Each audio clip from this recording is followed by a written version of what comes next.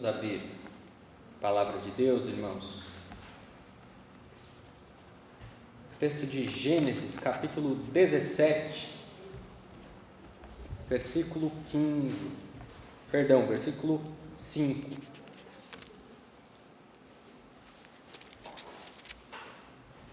Gênesis 17 e 5.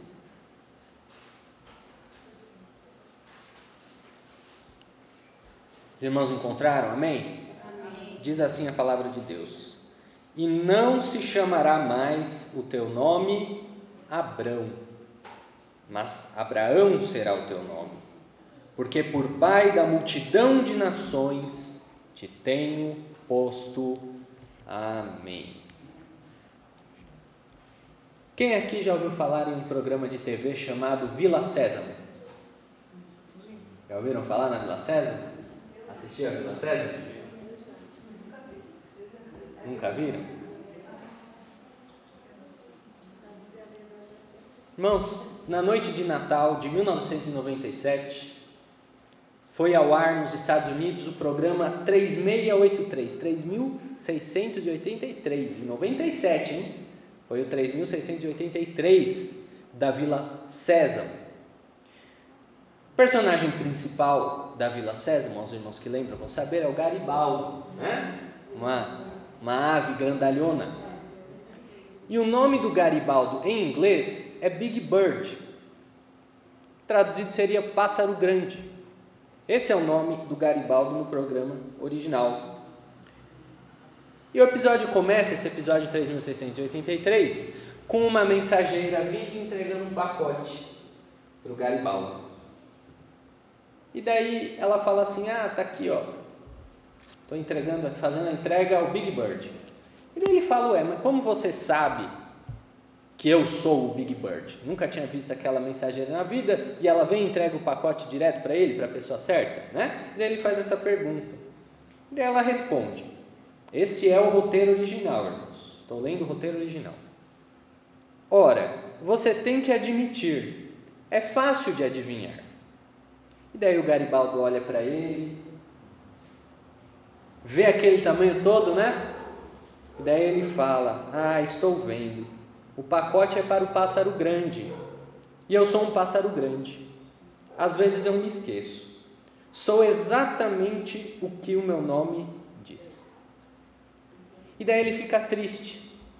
Ele fica triste porque ele percebe que todos os outros personagens da vila têm um nome. Tem o Gugu, tem o Beto, tem o Enio, o Elmo, né? Mas ele não tem um nome, ele tem uma descrição. E ele vai passar o resto do episódio inteiro procurando um nome. Vai, pergunta para os coleguinhas dele, pede sugestões. O resto do episódio inteiro é sobre isso. Sobre a busca do grande pássaro por um nome. Um nome. Nome, irmãos. Quão importante é o nome? Se nós formos ver pelo ponto de vista do direito, o nome é um direito da personalidade. Todas as pessoas têm direito a um nome. Do ponto de vista da lei, ele é intransmissível, ele é inalienável. Eu não posso vender o meu nome, por exemplo. Não posso falar assim: olha, você quer se chamar Luiz Felipe Vicente Pires? Cobro R$500, né? Não posso fazer isso. Ninguém pode abrir mão do seu nome. Você não pode, por exemplo, na sua empresa, e o empregador não pode fazer isso, ele é proibido de fazer isso, numerar os seus empregados. Teve um caso de uma empresa que numerava os seus empregados, ela foi condenada na justiça a pagar uma indenização de milhares de reais para aqueles empregados, né? Você não pode, por exemplo, você vai ser a 17, pega aquele negócio para mim. Isso é proibido. O nome é um direito da personalidade. Mas isso, irmãos, é do ponto de vista da lei dos homens. E se do ponto de vista da lei dos homens, o nome já é uma coisa tão importante, quanto mais para Deus. Isso a Bíblia revela, a palavra de Deus revela isso. Nós varremos a Bíblia de capa contra capa. nós vamos ver como para o Senhor o nome é uma coisa altamente importante, muito mais importante do que nós podemos imaginar.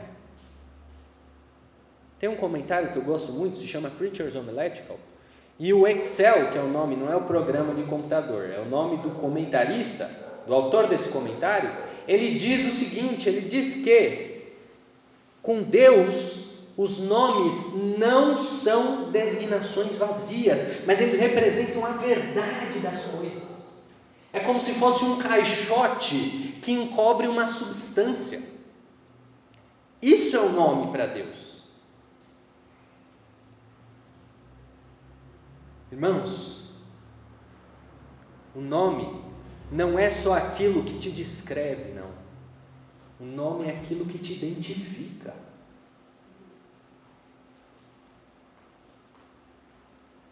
Quantas vezes isso não acontece conosco? Nós acordamos pela manhã, olhamos para o espelho. Luiz Felipe? O que é você, Luiz Felipe? Quem é você? Quantas vezes nós olhamos para nós mesmos e não sabemos quem nós somos? Convivemos com a perda de identidade. Olhamos e não conseguimos dizer quem que é esse sujeito que eu estou vendo, quem que é essa pessoa. Nós mesmos convivemos com isso. Eu não estou falando de você falar de outra pessoa, eu estou falando quanto a você mesmo. Mas, irmão, deixa-me dizer algo nesta noite. Nós servimos a um Deus que muda nomes. Nós servimos a um Deus que dá identidade, que joga fora o nome velho e dá um nome novo. Esse é o Deus em que nós cremos. Esse é o Deus acerca do qual a palavra de Deus nos fala. Nós vamos ver, irmãos, nessa série, foi a que os irmãos escolheram, não? Nós vamos ver nesta série vários casos em que Deus fez exatamente isso. Pegou o nome velho de uma pessoa, jogou fora e deu um nome novo. Deu uma nova identidade. Trouxe uma nova identidade para aquela pessoa. E foi exatamente isso que aconteceu com Abraão. Nós podemos dizer que Abraão foi a primeira vez em que isso aconteceu. A primeira vez em toda a história que nós vimos o Senhor mudar o nome de alguém. Pegar o nome velho, tirar e dar um nome novo. Nós podemos, irmãos, poderíamos ficar aqui todo o tempo que nos é dado, falando sobre a história de Abraão, falando sobre a biografia de Abraão, vendo como a mudança de nome de Abraão tem toda uma razão de ser, do contexto de vida daquele homem de Deus, né? Mas esse não é um sermão biográfico, irmãos, e nós nem teríamos tempo para fazer uma análise assim satisfatória da vida de Abraão, né? Mas, pegando este fato isoladamente, a mudança de nome de Abraão, isoladamente falando, o que nos chama a atenção, e isso nós vemos pelas crianças, né? O que nos chama a atenção é que foi uma mudança extremamente sutil, quase que imperceptível. Uma letrinha que foi mudada, que foi acrescida ao nome de Abraão.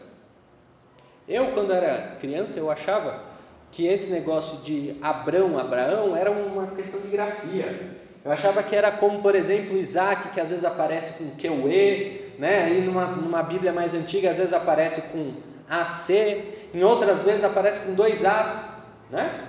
Isaac com 2 As. Eu achava que Abrão para Abraão era uma questão assim. E é tão sutil que às vezes até nós mesmos, adultos, quando nós estamos lendo a Bíblia, seja em voz alta, seja para nós mesmos, mas isso fica muito mais evidente quando nós estamos lendo em voz alta, às vezes a gente está lá antes de Gênesis 17 e vê escrito Abrão e lê Abraão. Já aconteceu isso com você? Você está lá lendo a Bíblia, no começo de Gênesis, aí, e Deus chamou Abraão para... Não, ali está escrito Abrão, mas a gente escorrega e lê Abraão. Tão sutil que é a mudança que Deus faz no nome de Abraão. Irmão, deixa eu te dizer uma coisa, e essa será a toada deste sermão. Com Deus muitas vezes é assim. Com Deus muitas vezes pequenas mudanças sutis, significam grandes diferenças. Esse muitas vezes é o trabalhar de Deus. Às vezes nós estamos olhando para as coisas, olhando para a vida e esperando uma grande mudança. Mas Deus às vezes mexe um botãozinho, faz uma pequena alteração. E essa pequena alteração que Deus faz às vezes simboliza grandes diferenças.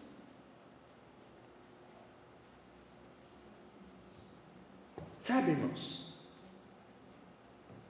Todos nós queremos ver grandes mudanças na nossa vida. Todos nós queremos. Quem aqui não quer ver grandes mudanças na vida? Todos nós queremos ver grandes mudanças, às vezes, na nossa vida profissional. Às vezes a gente trabalha num lugar e não gosta. O chefe paga mal, ou o ambiente é ruim, ou o próprio chefe é chato, o lugar é ruim. Às vezes a gente quer e fica sonhando com um grande salto, né? Poxa vida, como seria bom se amanhã eu acordasse diretor dessa empresa, né? Como seria bom se amanhã eu pulasse 30 cargos nessa escala hierárquica. Todos nós queremos ver grandes mudanças. Às vezes isso acontece com a nossa situação financeira. Muito comum, é uma situação que nós vemos hoje, não é só uma situação brasileira, mas é uma situação que nós vemos especialmente no Brasil. Quantas vezes você já não viu pessoas com 10 cartões de crédito e os 10 estouraram o limite? Os 10 já estão há um ano com o limite estourado. E daí o que às vezes a pessoa faz? Ela toma um empréstimo, se endivida com o empréstimo para quitar os outros 10, né?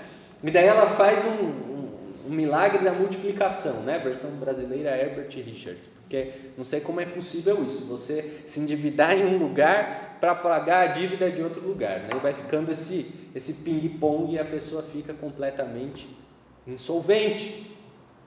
E daí pessoas que chegam nessa situação, às vezes acontece realmente de ser culpa do marido, da esposa, dos filhos, às vezes acontece, mas a realidade é que a maior parte dos casos, 90% das vezes, a culpa é da pessoa mesmo, né? A pessoa mesmo que chegou naquela situação. Comprou aquele sapato parcelado que não precisava, ela já tinha um monte no armário, né? Comprou aquele vestido no Brás lá que estava na promoção, mas aí comprou junto mais um monte de outros vestidos no Brás também, né? Muitas vezes a culpa é da pessoa mesmo. Essa é a realidade, irmãos. Essa é a realidade. Assina um pacote de TV com mais canal do que assiste, né?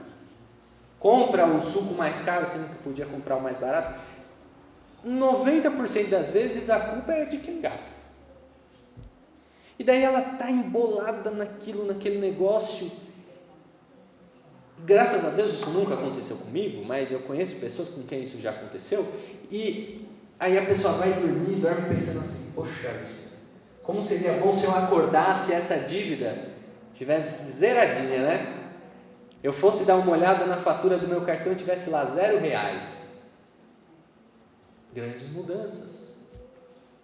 Todas as pessoas, em alguma área da sua vida, querem ver grandes mudanças. E aqui nós poderíamos discorrer e falar sobre quantas coisas que acontecem na vida da gente, em que nós gostaríamos de ver alterações, e simbolizariam para nós grandes mudanças. Qual de nós, irmãos, qual de nós não quer ver? Todos nós queremos ver.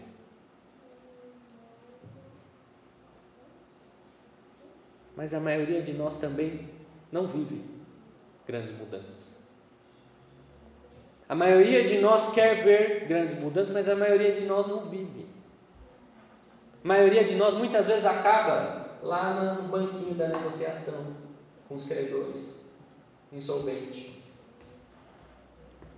A maioria de nós acaba passando o resto da vida no emprego de que não gosta, sendo que poderia ter ido adiante. Não estou falando de casos em que a pessoa não foi dada oportunidade pelas circunstâncias, pelo mundo. Não estou falando disso, porque isso existe, eu sei. Mas estou falando de casos em que nós poderíamos estar em um lugar melhor. Profissionalmente não estamos. Poderíamos estar vivendo uma situação diferente dentro de casa e não estamos. Com a nossa família. Muitas vezes nós não vemos as grandes mudanças que nós queremos. Na maior parte das vezes, irmãos, isso acontece por dois motivos. Um desses dois. Ou os dois, ou um desses dois. Primeiro motivo. Muitas vezes nós sabemos o que nós devemos fazer, mas não fazemos. A bola está na marca do pênalti, é só chutar e fazer o gol. Nós sabemos o que nós temos que fazer, e não fazemos. E o segundo motivo, pelo qual nós não costumamos ver grandes mudanças, nós subestimamos as alterações pequenas. Subestimamos, achamos que uma mudança tão pequenininha, que nós sabemos que é importante, uma coisa pequena, aquele pão de queijo que você compra todo dia lá, na casa do pão de queijo, no shopping do metrô Tatuapé, não pense que eu não sei não, que eu sei, que você compra aquele pãozinho de queijo lá, e daí a gente imagina que tirar aquele pãozinho de queijo não vai fazer diferença nenhuma. Mas irmãos, voltamos àquele que eu disse que ia ser o mote da mensagem de hoje. Muitas vezes, pequenas mudanças simbolizam grandes diferenças. Vamos voltar para a vida de Abraão? Veja só, irmãos. Um homem com 99 anos. 99 anos. Quanto que esse homem já não tinha vivido na vida? Mais do que qualquer um aqui, talvez mais do que qualquer um que você conheça, que você já conheceu na história da sua vida. 99 anos, queridos. Era a idade de Abraão. Quando o Senhor vem, o chama, e o chama de Abrão, pai elevado. Um nome de honra, os irmãos vão de convir comigo, esse era o nome antigo de Abraão, e é um nome de honra, pai elevado, e é um nome justo. Se nós formos olhar para a história desse homem, até esse momento, até Gênesis 17, se nós formos olhar para a história desse homem, ele tinha vivido coisas grandiosíssimas, desde lá de Gênesis 12, quando Deus o chamou, e o convocou para sair de sua parentela, e ir no caminho que ele indicasse, desde aquele momento, Abrão viveu coisas maravilhosas, teve experiências fortíssimas no Egito, depois teve experiências com Ló, foi resgatar Ló no vale de Refidim, na guerra dos 4 reis contra 5. Abrão depois, logo depois inclusive desse episódio do vale de Refidim, foi abençoado por Melquisedeque, o sumo sacerdote Melquisedeque.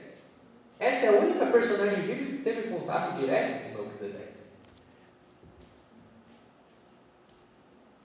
Aí no capítulo 15 nós vemos, talvez, a mais bela aliança de toda a história bíblica, do ponto de vista poético, do ponto de vista do seu impacto, né, dos termos daquela aliança, está lá no capítulo 15, a aliança de Abraão com Deus.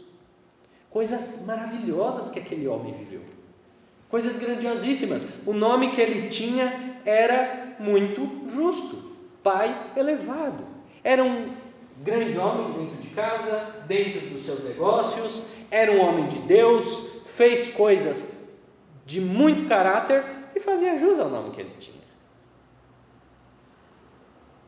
Só que, irmãos, Deus queria mais para ele. Deus queria mais, o Senhor tinha mais para aquele homem, o Senhor tinha coisas mais elevadas ainda, o Senhor queria fazer daquele pai elevado, daquele Abraão, queria fazer dele um Abraão, um pai de multidões. Uma letrinha, irmãos, uma letrinha, e veja a mudança que isso não significava. Pai elevado, aqui, dentro da sua vidinha, dentro da sua casinha, dentro dos seus pequenos negócios, ao Pai de multidões, ao Pai de nações inteiras, ao Pai de países, ao Pai de pessoas com as quais ele jamais, acerca das quais ele nem imaginaria de conhecer. Era isso que Deus tinha para esse homem. Coisas ainda maiores, irmãos, coisas ainda maiores. Sabe o que Deus está fazendo com Abrão? Ele está elevando parâmetros. Elevando parâmetros.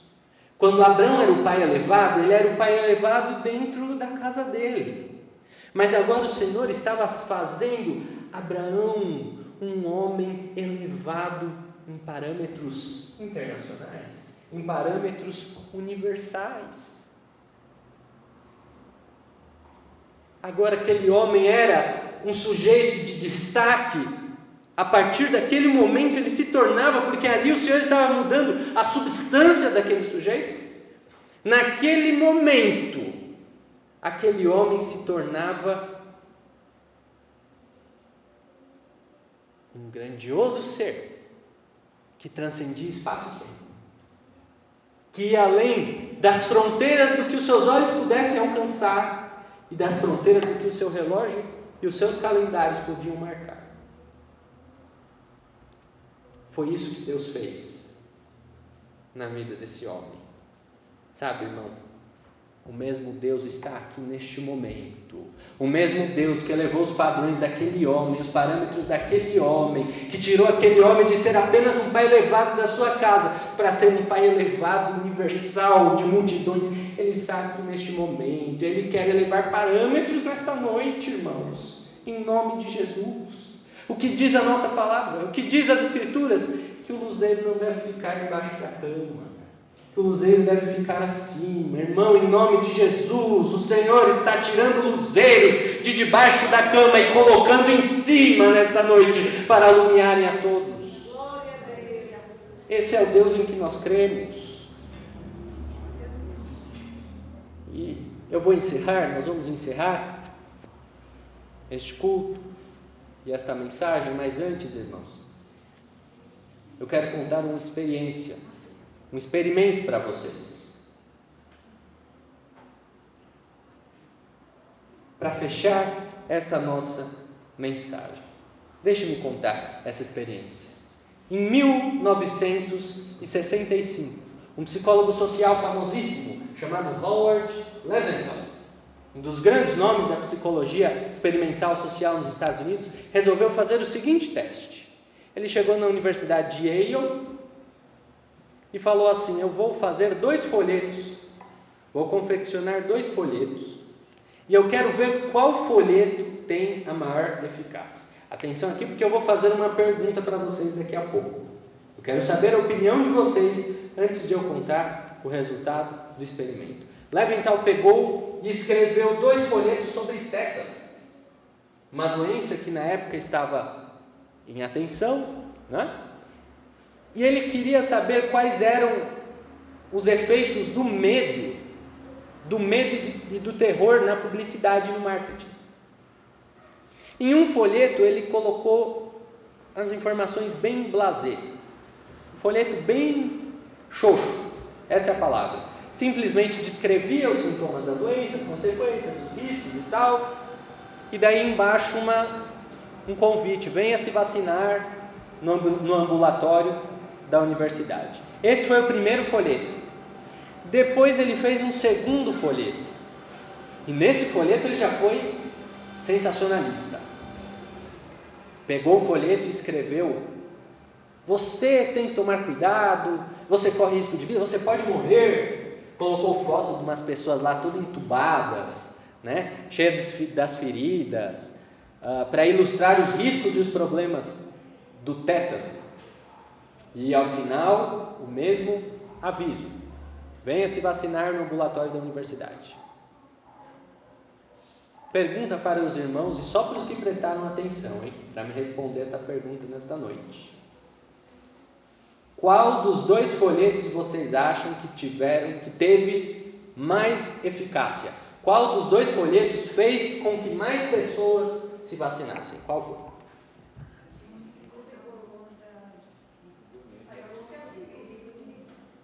do medo? O terrorista, o folheto terrorista lá que mostrava as pessoas assim, ó, morrendo lá por conta do tétano? Pois vocês erraram. Oi? Erraram. Também não foi o primeiro. Nenhum dos dois, irmãos. Apenas 3% de resposta. Os 2 folhetos foram um fracasso total. Não surtiram, praticamente eles desconsideraram aquilo. Praticamente não surtiu os efeitos esperados. Talvez se não tivessem distribuído folheto nenhum, os mesmos 3% teriam ido se vacinar. Mas daí, olha o pulo do gato. Leventhal fez uma pequena alteração. Pequenina alteração, irmãos. Pegou o folheto, colocou um mapa do campus e um círculo vermelho indicando o lugar onde ficava o ambulatório da universidade, o lugar onde eles iriam se vacinar. Mas por que isso? Isso significa que os universitários não sabiam onde ficava o ambulatório? Negativo. Eles eram universitários experientes, só participaram do grupo de controle veteranos. Nenhum calouro participou. Todo mundo sabia onde ficava o ambulatório. Mas por que um mapinha do campus com um círculo vermelho fez com que a adesão do folheto aumentasse 28%? Foi para 28% o número de pessoas que se vacinaram depois da distribuição do segundo folheto. Sabe por quê? Porque ali eles tinham uma orientação visual. Eles conseguiam ver, eles conseguiam se imaginar fazendo o percurso. E aquela orientação visual impeliu os universitários à ação. Irmãos, a par de qualquer conhecimento de psicologia, a par de qualquer coisa desse tipo, o que essa experiência nos ensina é o seguinte: pequenas mudanças, grandes diferenças. Um quadrinho no baixo do folheto, aqui no rodapé quase, decuplicou, multiplicou por 10 o número de adesão aos folhetos de vacinação. Pequenas mudanças, grandes diferenças. Irmãos, Abrão, depois que ele virou Abrão, olha o que aconteceu com esse homem, irmãos.